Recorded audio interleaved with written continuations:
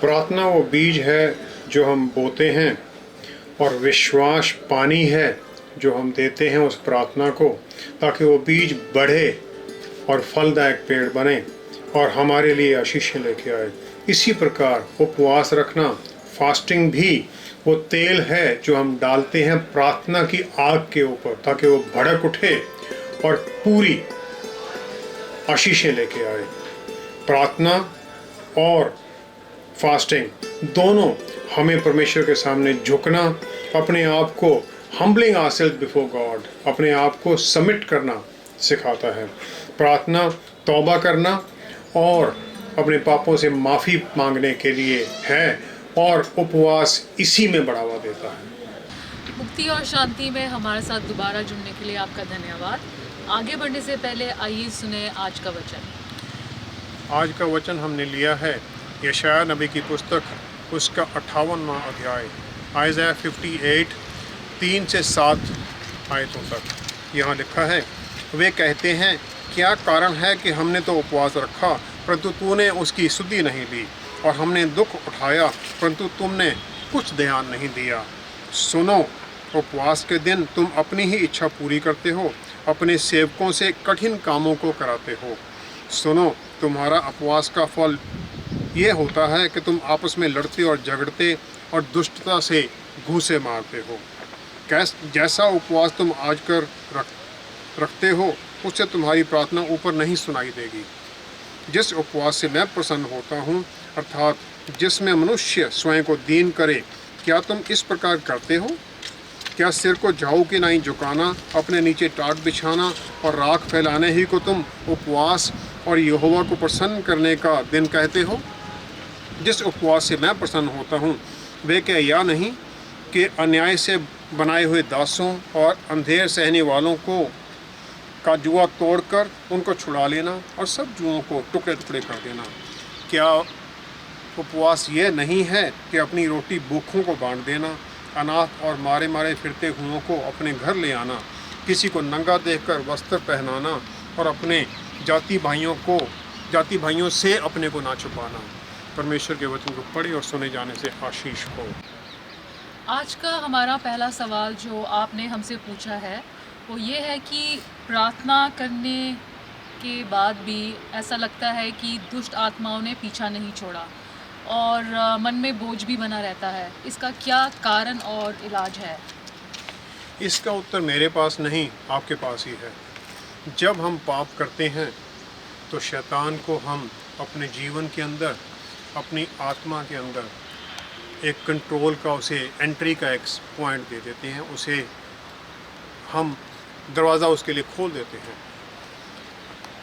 Sexual sense जो हैं वो ज़्यादा इस पर असर डालते हैं, क्योंकि उत्पत्ति 2:24 में लिखा है, आदमी और औरत जब शादी करेंगे तो दो एक हो जाएंगे। जब सेक्सुअल सिन होता है तो दो एक हो जाते हैं और हर एक इंसान का कुछ आत्मिक हिस्सा दूसरे के साथ जुड़ जाता है। इस प्रकार दुष्ट आत्माएं एंट्री पा लेती हैं। कन्फेशन और रिपेंटेंस, तौबा करना और माफ़ी मांगना, इससे हम परमेश्वर से माफ़ी ही नहीं पाते बल्कि हम दुष्ट आत्माओं का जो अधिकार बना हुआ है उसे भी काट देते हैं। फास्टिंग और प्रेयर ये हमें एक मौका देता है कि हम दुष्ट आत्माओं के ऊपर अधिकार पा सकें, उनके ऊपर हम जीत हासिल कर सकें, उनके ऊपर हम अधिकार करें, अपने तन मन के ऊपर हम कमांड, हमारा अधिकार हो, आत्मा का अधिकार हो। याकूब का 2 अध्याय उसकी 20वीं और 21वीं आयत में लिखा है, faith without works is dead. विश्वास कर्मों के बिना जीवित नहीं है। कर्म क्या है? कर्म ये है कि अपना अधिकार लेना, शैतान के ऊपर अधिकार हासिल करना और परमेश्वर के वचन के अनुसार उसे भगाना। दूसरा, मार्कुस के 9वें अध्याय में प्रभु यीशु का ट्रांसफिगरेशन होता है, जहाँ उनसे मोसेस, मूसा और एलाइजा मिलने के लिए आते हैं। जब वो नीचे आते हैं, पहाड़ी की आत्मिक ऊंचाई के बाद में जब हम नीचे वैली में उतरते हैं तो उन्हें एक एपिलेप्टिक इंसान मिलता है। 23वीं आयत, मार्कुस 9 की 23वीं आयत में लिखा है, जिससे विश्वास है उसके लिए सब कुछ संभव है। फिर प्रभु यीशु दुष्ट आत्मा को डांटते हैं उस बच्चे के अंदर से और उसे छोड़ जाती है और बच्चा चिल्लाकर गिर जाता है। सब सोचते हैं कि ये मर गया है। 26वीं आयत में लिखा है, सब सोचते हैं बच्चा मर गया, लेकिन प्रभु यीशु उसे हाथ से पकड़ते हैं, उसे उठा के खड़ा कर देते हैं। 27वीं आयत में उसे खड़ा करते हैं। हम सिम्टम्स की तरफ देखते हैं। प्रभु यीशु ने अगर सिम्टम देखा होता, बच्चा तो मर गया, सब कह रहे हैं मरा हुआ है। इससे पहले जब जैरूस की लड़की को वो ठीक करने जाते हैं, सब कहते हैं मर गई हो, तो प्रभु कहते हैं सोई हुई है, उसे उठा देते हैं। हम सिम्टम्स को ना देखें, विश्वास में हम आगे बढ़ें कि जो वचन है वो सच्चा है और उस वचन के अनुसार जीत हमें मिल चुकी है, वो ज़रूरी है। इस प्रकार दुष्ट आत्माओं को हम भगाते हैं और भाग तो हो जाती हैं वचन के अनुसार। जब हमारा विश्वास नहीं होता तो दोबारा आ जाती हैं, तो हम उन्हें एंट्री दे देते हैं दोबारा। फास्टिंग यानी उपवास का क्या मतलब है और उसका इम्पोर्टेंस क्या है?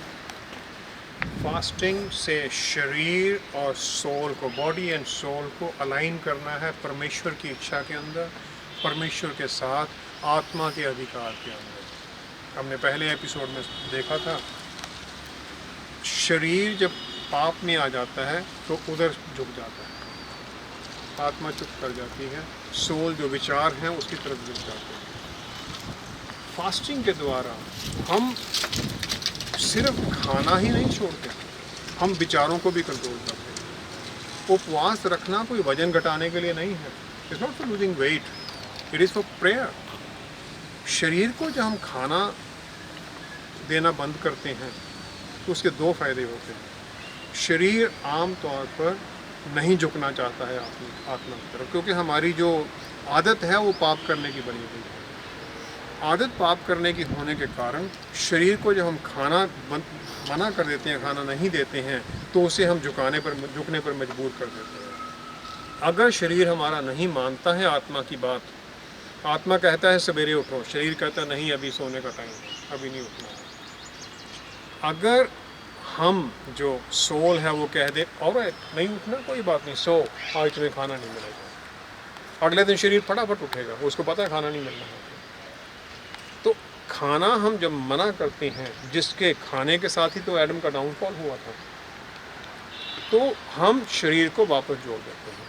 दूसरा, शरीर के साथ सोल को भी जोड़ना है आत्मा की तरफ। सोल को जोड़ना है अपने जो बुरे विचार हैं उनको कंट्रोल करके। बुरे विचारों को हम कंट्रोल कैसे करते हैं? वचन के ऊपर पढ़ना, वचन को जुड़ना। जिस दिन हमने फास्ट किया है, जहाँ बुरे विचार आएंगे उन्हें हम रोकें वचन के साथ जुड़ के। एक पास्टर की बड़ी, अमेरिका के पास्टर की बड़ी बहुत बढ़िया कहावत है। वो कहते हैं कि आसमान के ऊपर पंछी उड़ते रहेंगे, आप उन्हें रोक नहीं सकते हैं, लेकिन आप यह ज़रूर रोक सकते हैं कि पंछी आपके सिर के ऊपर घोंसला ना बना लें। इसी प्रकार विचार, बुरे विचार तो आएंगे ही, लेकिन आप उनको अपने ऊपर कंट्रोल करना मना कर सकते हैं, बंद कर सकते हैं वचन के ऊपर जुड़ के। तीसरा है स्पेंडिंग टाइम विद गॉड।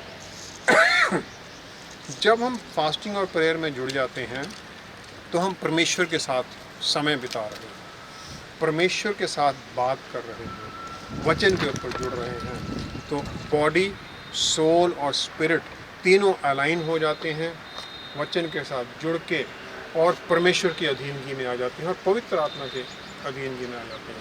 और इस प्रकार हम पवित्र आत्मा को अपने तन, मन और रूह के ऊपर अधिकार दे देते हैं और उसके अनुसार चलने लग जाते हैं। भजन संहिता 35:13 में लिखा है, जब वे रोगी थे तब मैं टाट पहने रहा और उपवास कर करके दुख उठाता रहा, और मेरी प्रार्थना का फल मेरी गोद में लौट आया। मेरी प्रार्थना का फल मेरे पास आ गया। जब हम फास्ट करते हैं, परमेश्वर के साथ जुड़ जाते हैं, प्रार्थना का उत्तर मिलता है।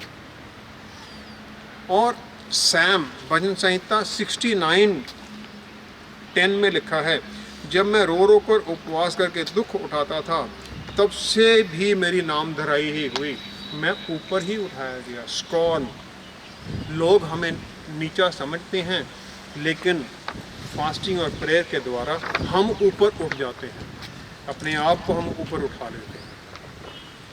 इस प्रकार हम शरीर और सोल को जोड़ देते हैं आत्मा की तरफ और उस प्रकार जीत हासिल करते हैं, अपनी प्रार्थना को उत्तर पाते हैं। तो क्या फास्टिंग करना खाना छोड़ना ही है कि हम किसी अपनी बुरी आदत या कोई चीज़ को भी हम छोड़ सकते हैं? फास्टिंग हम ये नहीं कह सकते कि हमने एक चीज़ छोड़ दी तो फास्ट शुरू हो गया। फास्टिंग का मतलब है डिस्ट्रैक्शंस जो हमें भटका रही हैं, जो हमारा ध्यान दूसरी तरफ लेके जा रही हैं बातें, उनसे छुटकारा पाना और परमेश्वर के साथ जुड़ जाना। मेरा एक दोस्त है जलंधर में, जिस दिन वो फास्ट रखता है उससे एक दिन पहले शाम को अपने कमरे को बिल्कुल पूरी तरह सब कुछ साफ़ करता है, तैयार करके फिर वो सवेरे उठ के अर्ली मॉर्निंग उठ के नहाता है, तैयार होके फ़ोन वगैरह सब बाहर निकल जाते हैं। फिर वो दरवाज़ा खोलता है और कहता है, प्रभु यीशु आज आपके साथ मैंने समय बिताना है, आइए आप अंदर। दरवाज़ा बंद करता है और लग जाता है वचन के साथ, और सारा दिन फिर वो कोई डिस्ट्रैक्शन नहीं, किसी से कोई बात नहीं, कुछ भी नहीं। He is spending totally time with the Lord. उनसे बातें कर रहा है। बोलता है जब मुझे नींद आ जाती मैं सो जाता हूँ, उसे बोलता हूँ प्रभु यीशु थोड़ा थक गए, सो जाते हैं अभी। बातें करता है, वचन के बारे में पढ़ता है, वचन के ऊपर मेडिटेट करता है। That is fasting, isolating one self, अलग हो जाना परमेश्वर के साथ जुड़ने से लिए। अब हम ये कह देते हैं मैंने मीट खाना छोड़ दिया जी, मेरी फास्टिंग है, मीट की फास्टिंग है, या मैं सिर्फ जूस पी के गुजारा कर रहा हूँ जी, मच्छी नहीं मैं आज खा रहा। That's not fasting. हमारा मन तो लगा हुआ है मच्छी नहीं खानी, मीट खाना मैंने आज, या मीट नहीं खानी मच्छी खानी है, तो आपका कहाँ से आपने डिनाई किया वो फास्टिंग? आपका परमेश्वर के साथ कहाँ आप जुड़े? एक आदत को छोड़ देना, मैंने सिगरेट नहीं जी पीनी, अभी लेंट पीरियड चल रहा है, मैंने सिगरेट नहीं पीनी, इट्स नॉट फास्टिंग। ये धोखा देने वाली बात है। फैमिली और सोसाइटी से अलग होके बैठ जाना, ये भी फास्टिंग नहीं है। वहाँ जो मैंने अभी एग्जांपल दिया कि वो सारा दिन बंद हो जाते हैं, इसका मतलब ये नहीं कि परिवार उनसे आ नहीं सकता है। ज़रूरत है, वाइफ आती है, वाइफ भी जुड़ जाती है, भजन में वो लगे रहते हैं, भजन करते हैं, सारा परिवार बैठ के भजन करता है, उस समय उनके साथ आ जाते हैं अंदर में, सिर्फ अकेला नहीं है। फैमिली और सोसाइटी से अलग होके बैठ जाना वो भी फास्टिंग नहीं है, क्योंकि क्रिश्चियन धर्म हमें ये नहीं सिखाता कि पर्वत के ऊपर जाके बैठ जाओ। हमें इस संसार के अंदर जीना है।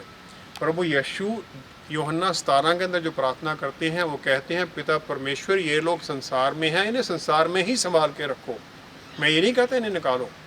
तो हमें यहाँ रहना है। फास्टिंग जो है वो प्रार्थना के लिए है, परमेश्वर के साथ जुड़ने के लिए है। योएल का 2 अध्याय उसकी 12वीं और 13वीं आयत में लिखा है, तो भी यहोवा की यह वाणी है, अभी भी सुनो, उपवास के साथ रोते पीटते अपने पूरे मन से फिरकर मेरे पास आओ। अपने वस्त्र नहीं, अपने मन ही को फाड़कर अपने परमेश्वर यहोवा की ओर फिरो।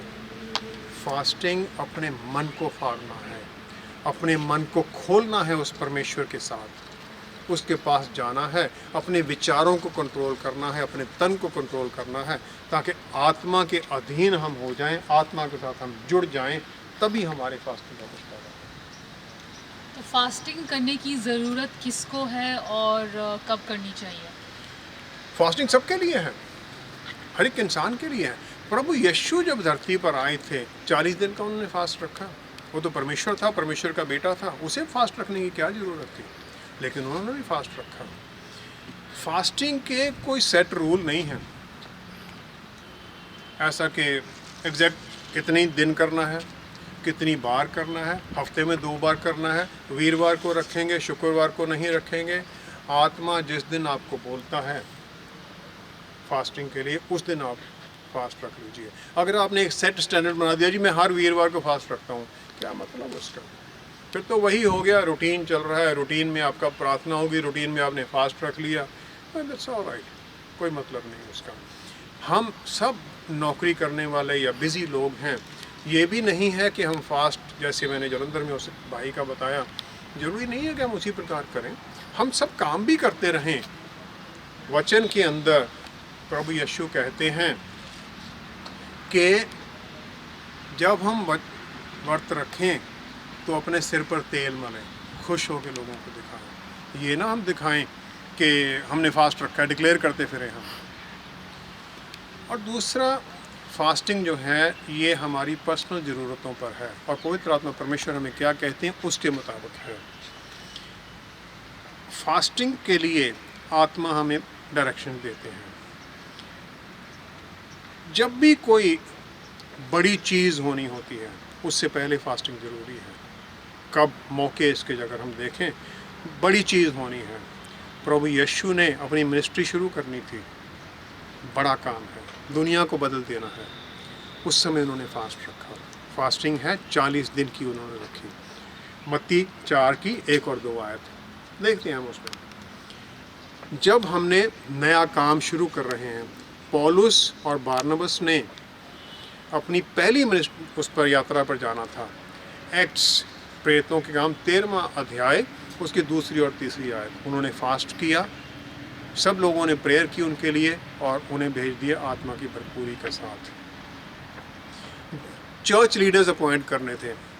आइकोनियम उस एरिया लाइस्ट्रा के अंदर उन्होंने अपनी चर्चेस बना दे, अब लीडर्स अपॉइंट करने हैं। फिर फास्टिंग रखा गया। प्रेरितों के काम 14वां अध्याय 23वीं आयत। फास्टिंग हुई ताकि नए लोगों को अपॉइंट किया जाए, उन्हें आत्मा की भरपूरी में रखा जाए। रिपेंटेंस और फॉरगिवनेस, तौबा करना पापों से और माफ़ी मांगना, उसके लिए भी हम फास्ट रखते हैं। 2 सैमुअल 12वें अध्याय के अंदर नाथन नबी जाता है डेविड के पास। डेविड ने बातशीबा के साथ व्यभिचार किया और ऊरिया जो उसका पति था उसको भी लड़ाई में ऐसी जगह पहुंचा दिया कि वो मर गया। नाथन उसे जाके फटकारता है। बातशीबा का बच्चा है छोटा, डेविड उसमें फास्ट रखता है, तौबा करता है, फास्टिंग में चला जाता है। हम तौबा करने के लिए, हमसे कोई बड़ी गलती हो, कोई भी गलती हुई है जिसकी हम कन्फेशन करना चाहते हैं, माफ़ी मांगना चाहते हैं परमेश्वर से, हम व्रत रखते हैं और प्रार्थना करते हैं। जब हम जजमेंट में आ जाते हैं, कहीं कोई ऐसी बड़ी गलती होगी जिसके लिए हमें दंड मिलने का चांस है। एलिय्याह नबी जाता है अहाब के पास। अहाब राजा है, उसने नबावत है, उसका विनियार्ड उसने कब्जा करने के लिए कोशिश की और उसे मरवा डाला। इसकी कहानी है पहला राजा 21वां अध्याय 20वीं और 27वीं आयत। 20 उस पहला राजा 21वें अध्याय में उसकी कहानी है। एलिय्याह उसे बोलता है और अहाब उपवास रखता है, फास्टिंग पर चला जाता है। जब हमें ज़रूरत पड़ती है किसी खास काम के लिए, तब भी हम फास्टिंग में जाते हैं।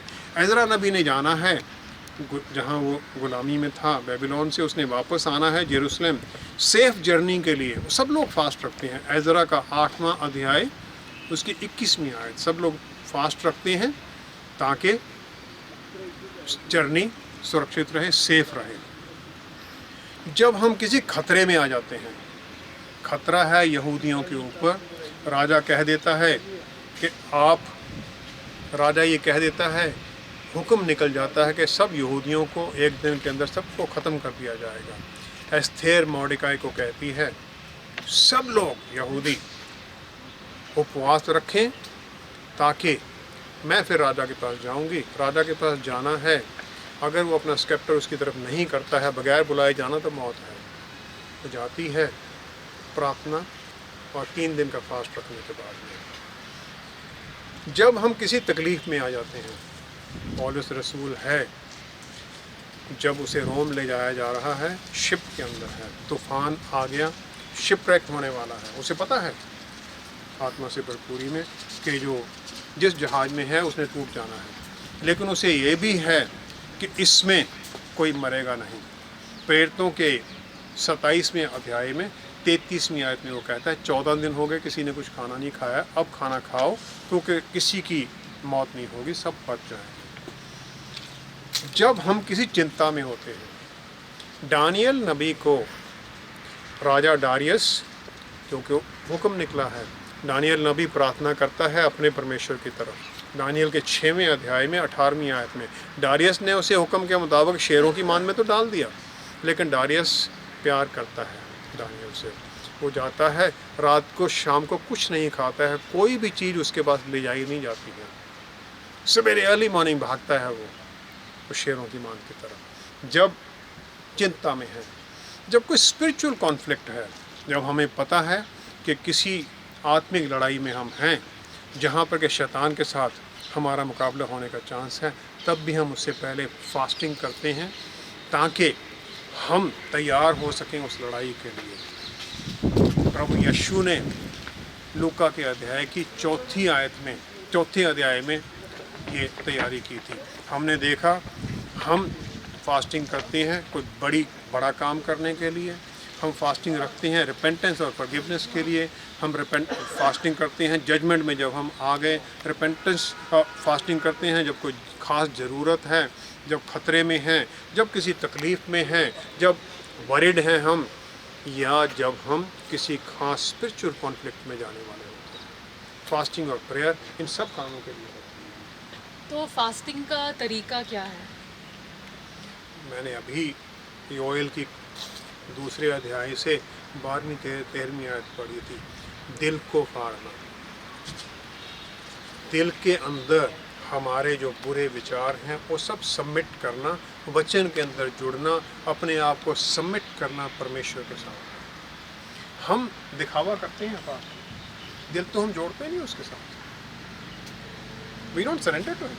हम उसको सरेंडर कर दें, परमेश्वर के साथ फेलोशिप, उसके साथ मीटिंग को हम एंजॉय करें। परमेश्वर है ऑलमाइटी, लेकिन हम उसके बेटे हैं। जब तक हम उसके साथ जुड़ के till we don't enjoy his company, उसका फास्टिंग और प्रेयर का मतलब क्या है? मत्ती 6 का 16वां और 17वां जो आयत है वो मैं पढ़ना चाहूँगा। उसमें लिखा है, जब तुम उपवास करो तो कपटियों की नाई तुम्हारे मुंह पर उदासी ना आई रहे, क्योंकि वे अपना मुंह बनाए रहते हैं ताकि लोग उन्हें उपवासी माने। मैं तुमसे सच कहता हूँ कि वरना प्रतिफल वो पा चुके। परंतु जब तू उपवास करे तो अपने सिर पर तेल मल और मुंह धो। Enjoy the company of God, that is fasting. Be with him, that is fasting. Humbling one self, हमने भजन संहिता 35 का पढ़ा था। जब मैं उसके सामने झुक जाता हूँ तब मेरी प्रार्थनाओं को उत्तर मिलता है। तो फास्टिंग करने के क्या फ़ायदे होते हैं? What are the benefits? कि हमने सारे जो ऊपर जो पोजीशंस हमने अभी पढ़ी थी, देखी, अभी हमने बात की है, उन सब में हमें ताकत मिलती है। हमें शरीर, आत्मा और soul, body, soul and spirit तीनों अलाइनमेंट में आ जाते हैं।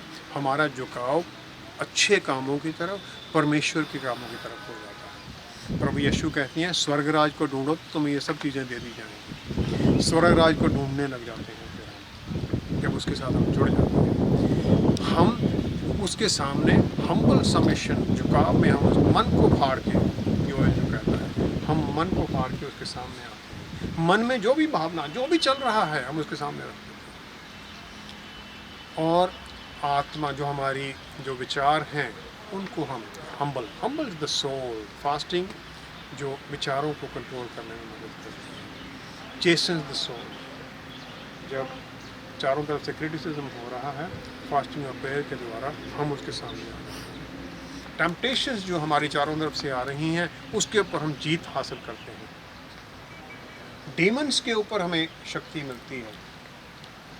याकूब के वचन में लिखा है, जो हमें पढ़ा था दूसरे अध्याय में, तुम परमेश्वर को मानते हो कि एक परमेश्वर है। He says even devil believes that। शैतान भी मानता है, शैतान को पता है परमेश्वर है।